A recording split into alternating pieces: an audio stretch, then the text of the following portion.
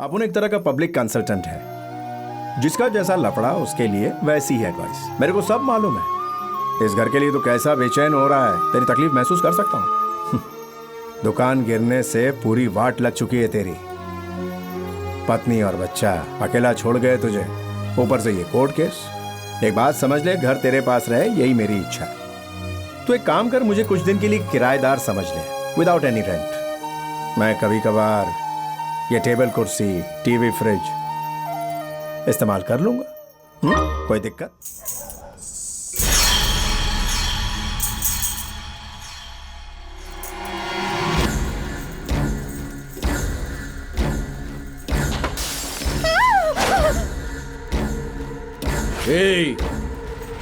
भगवान पर केस करेगा तू? चल तुझे भगवान के दरबार में पहुंचाता हूं। मारो इसे। पकड़ो इसे।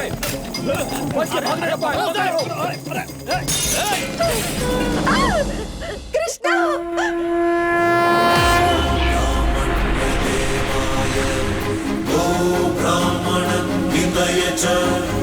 जगद्धितय कृष्णाय गोविन्दाय नमो नमः।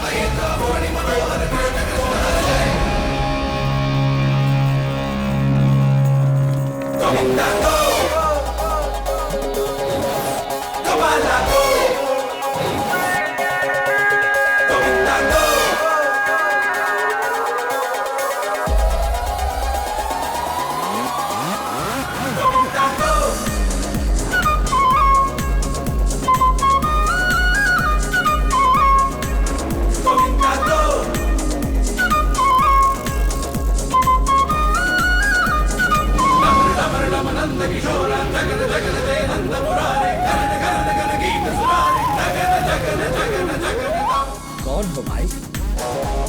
कृष्णा वासुदेव यादव, मुरली मोहन मुरारी फ्रॉम गोकुल। भाई मैंने सिर्फ तुम्हारा नाम पूछा था, तुम्हारा एड्रेस नहीं। कुछ बदमाश लोग मेरी जान के पीछे पड़ गए हैं, मैं अकेला उनसे कैसे लड़ सकता हूँ? जरा मुझे घर छोड़ दो भाई। You most welcome. मैं तुम्हें वन पीस में तुम्हारे घर पहुंचा दूंगा। थैंक यू भाई साहब, थोड़ा जल्दी।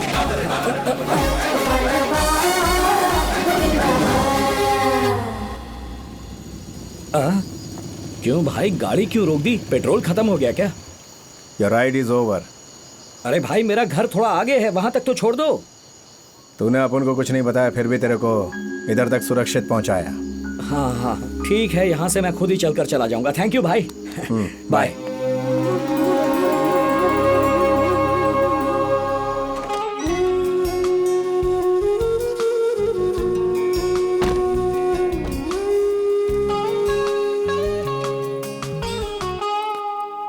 हेलो, कौन है? भगवान हूँ। भगवान? मुसलमानों के लिए पैगंबर, क्रिश्चियन के लिए जीसस और हिंदुओं के लिए कृष्ण। तुम पैगंबर जीसस कृष्णा हो? तुम तो किसी भी एंगल से भगवान दिखाई नहीं देते। किसी फिल्म के हीरो की तरह दिखते हो। इम्पोर्टेड सूट पहना है, कलर बढ़िया है और स्टंट भी कमाल के करते हो। मेरी बात मानो, फिल्मों में काम करना शुरू कर दो, बड़े सुपरस्टार बन जाओगे। भगवान जैसी फालतू बातें मेरे सामने मत करना। वैसे भी उम्र में तुम मुझसे बहुत छोटे हो, समझे?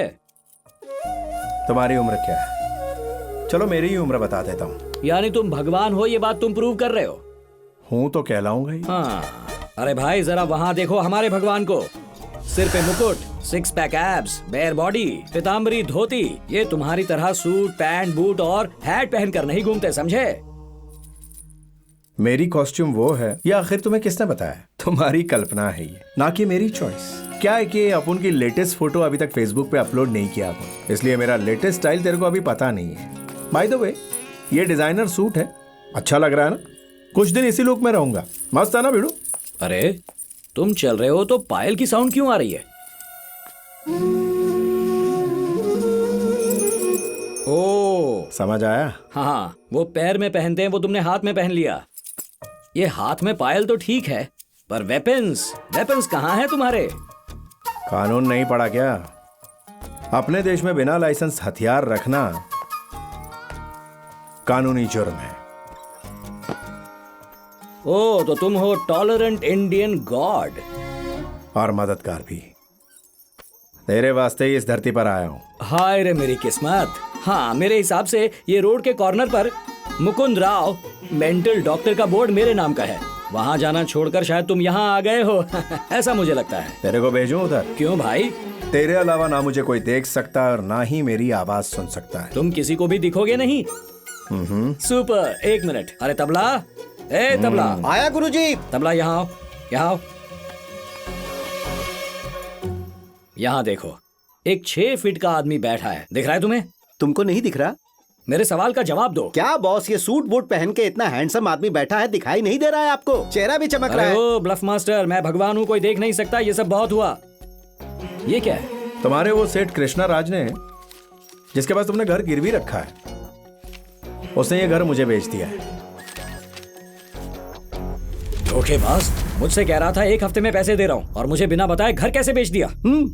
ये उसके बाप की जागीर है क्या? ये मेरा घर है, मेरा घर। यही समझ लो, ये घर तुम्हारा ही है मुकुंद। रिलैक्स।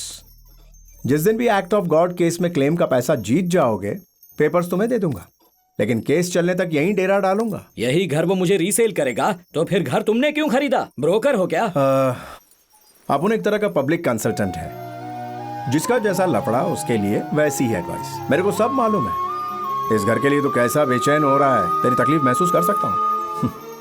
दुकान गिरने से पूरी वाट लग चुकी है तेरी। पत्नी और बच्चा अकेला छोड़ गए तुझे, ऊपर से ये कोर्ट केस। एक बात समझ ले, घर तेरे पास रहे यही मेरी इच्छा है। तो एक काम कर, मुझे कुछ दिन के लिए किराएदार समझ ले, विदाउट एनी रेंट। मैं कभी कभार ये टेबल कुर्सी, टीवी, फ्रिज इस्तेमाल कर लूंगा। कोई दिक्कत? लेकिन एक बात कहता हूँ, ये घर मैं ही खरीद लूंगा, तुम ये घर मुझे ही देना। तथास्तु। मैं कुछ समझा नहीं। वादा कर रहा हूँ, ये घर तुझे लौटा दूंगा। ओ, बहुत पैसे वाली पार्टी है, खुद को भगवान बोलता है। ये घर तो ये हमें ही देगा। शक्ल से शरीफ दिखता है, पर आप इस पर ज्यादा भरोसा मत करना। ठीक है, अब अभी चलता हूँ। मेरे घर में आप मुझे रहने के लिए दे रहे हैं, इसके लिए शुक्रिया। अब ये आपका ही घर है, आप जब चाहे आ जा सकते हैं। Thank you. ठीक है। स्विच वहां है, लाइट ऑफ करके सो जाइए। तुरंत कैसे लाइट ऑफ हो गई? ओ, भगवान है ना, कुछ भी कर सकता है। अरे भाई साहब, वकील अकबर खान का घर कहाँ है? अकबर खान, देखिए यहाँ से सीधे जाए, फिर दाएं मुड़ जाए, सामने लावण्य पार्क मिलेगा। अच्छा। वहाँ से बाएं मुड़ जाइएगा, शनि मंदिर के पास ही है उनका घर। हाँ, आपका बहुत बहुत शुक्रिया। Welcome welcome. अरे भाई, ये लॉयर अकबर खान का घर किधर है, जरा बताएंगे क्या? यहाँ से सीधे जाइए, फिर बाएं मुड़ जाइए, हाँ। फिर वहाँ से उल्टे हाथ को जाइए, वहाँ लावण्य पार्क है, वहीं उनका घर है। ठीक है, चलो भाई। चाचा, अकबर खान का घर कहाँ है? अकबर खान का घर कहाँ है भैया? अकबर खान का घर कहाँ है? 150 चिट्ठियां, अनगिनत कॉल्स, दूर दूर से आए हुए ये क्लाइंट्स सब एक नाव में सवार हैं। सब तुमसे उम्मीद लगाकर बैठे हुए हैं। बेटा, आज से 3 साल पहले भूकंप की वजह से हमारा घर टूट गया। उसमें मेरा बेटा, बहू, पोती सब मारे गए। अब यही मेरा सहारा है। इसके हार्ट के ऑपरेशन के लिए इंश्योरेंस का पैसा मिल जाए तो बड़ी मेहरबानी होगी आपकी। इनसे मिलो, इनका नाम है असलम। पिछले साल चेन्नई में आई सुनामी में पूरा बर्बाद हो गया। बहन के निकाह के लिए जमा की गई सारी पूंजी पानी में बह गई। आपने ऊपर वाले पे केस नहीं किया? करना तो चाहता हूँ, पर मौलवी साहब मुझे मजहब से बाहर निकाल देंगे। तुम्हारा घर परिवार सब पानी में बह गया। मौलवी साहब ने तब पैसे दिए थे तुम्हें? नहीं साहब। धर्म को इंसान बनाता है, धर्म इंसानियत से बड़ा नहीं हो सकता। हेलो, सांभळो, मेरी बात मानिए, अभी बिना देर नहीं हुई है। केस ना वापस ले लो। केस लड़ने से कोई फायदा नहीं होगा। बताने के लिए शुक्रिया। अकबर भाई, हाँ? इन सब की नोटिस बनाने में कितना टाइम लगेगा? बिस्मिल्लाह करता हूँ।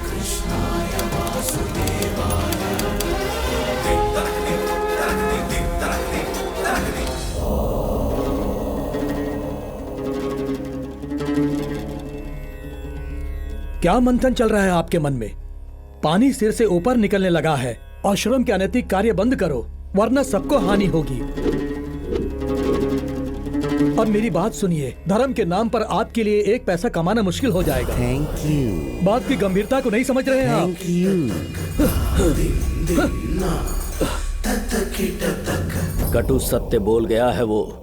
इस मुकुंद का कद रोज बढ़ता ही जा रहा है। कुछ धन देके इसे चुप करवा देते हैं, पर इसके पीछे जो जुलूस है उसका क्या? Thank you. चैनल और मीडिया वाले उसे क्रांति का पैगंबर बताने लगे हैं, और दूसरी तरफ क्लेम का पैसा हिमालय जितना ऊंचा हो गया। हिमालय भागना पड़ेगा। सिंगापुर में सत्संग, बैंकॉक में भजन, क्या आनंद आता था, सब कैंसिल हो गया। हमारी सारी योजनाएं विफल हो गईं। सुनिए, 4 बेवकूफों को पकड़ के उनका ब्रेन वॉश करने के लिए यह आश्रम नहीं है, यह कोर्ट है। अगर आपको सही लगे तो पब्लिक की सहानुभूति पाने के लिए मेरे पास एक मस्त आइडिया है।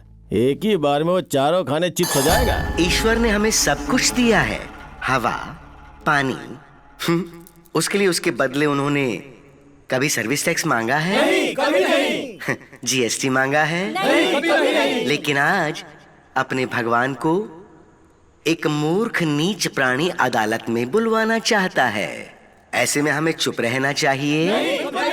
ये धर्म युद्ध है, एक नया महाभारत है। ये सत्य और असत्य के बीच का द्वंद्व है।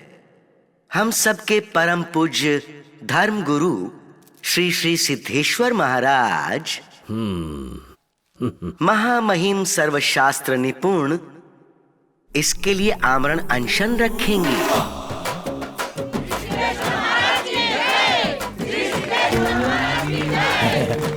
ये उपवास नहीं, एक तपस्या है। प्राण त्यागने तक ये सिर्फ तुलसी पानी पिएंगे। महान है। बोलिए सिद्धेश्वर महाराज की, सिद्धेश्वर महाराज की, सिद्धेश्वर महाराज की। मुकुंद जी, हमारे शो में आपका स्वागत है। नमस्ते। मेरा सबसे पहला सवाल, जो भगवान को पूछते हैं उन्हें भी भगवान के दर्शन नसीब नहीं होते, वो एक नास्तिक के सामने क्यों आने लगे? क्या आपके लिए धरती पर उतरेंगे? मैडम, आप बचपन में अपने पिताजी से चॉकलेट मांगती थी तो क्या करती थी? अपने पिताजी के पैर धोकर, आरती उतार कर क्या उनसे कहती थी चॉकलेट दो पिताजी, चॉकलेट दो पिताजी, चॉकलेट दो पिताजी? नहीं ना? नहीं तो कोई भी बच्चा ऐसा नहीं करता। मैं भी तो यही कह रहा हूँ मैडम। वो भगवान मेरे सामने नहीं आया और मेरे पैसे नहीं दिए इसीलिए। अरे बेवकूफ, कैसा नालायक है। एक नास्तिक के सामने भगवान गलती से भी नहीं आएंगे। अगर आ भी गए तो ये आइसक्रीम उन्हें खिला देना। दादी, आप आइसक्रीम के मजे लो। ऑफ कोर्स भगवान है। 2 साल से मैं बेरोजगार था। नौकरी मिलने पर मुंडन करवाओ, एक पंडित जी ने सजेस्ट किया। नौकरी मिल गई और मैंने मुंडन करवा दिया। अरे भाई साहब, जरा सोचिए। 2 साल तक बड़े हुए बाल में कीड़े पड़ते, कीड़ों के बच्चे पैदा होते और ज्यादा कीड़े हो जाते, डैंड्रफ हो जाता, तुम बीमार पड़ जाते, डॉक्टर के पास जाना पड़ता, पैसे खर्च होते। तो क्या लगता तुम्हें? मुझे गंदा लगता है। हाँ, भगवान गंदा पसंद करता है क्या? सोन पापड़ी दोगे तो पसंद करेगा। और भाई साहब, एक और सलाह दूं, तुम्हारे दिए हुए बालों से बहुत बड़ा बिजनेस चलता है। तुम्हारे दिए हुए बाल अमेरिका, लंदन, पेरिस हर जगह जाते हैं और उनसे सुंदर विग तैयार होती हैं, जिसे लोग खरीदते हैं। इसका मतलब तुम्हारी भक्ति रिसाइकल होकर होलसेल बिजनेस करती है। हाँ।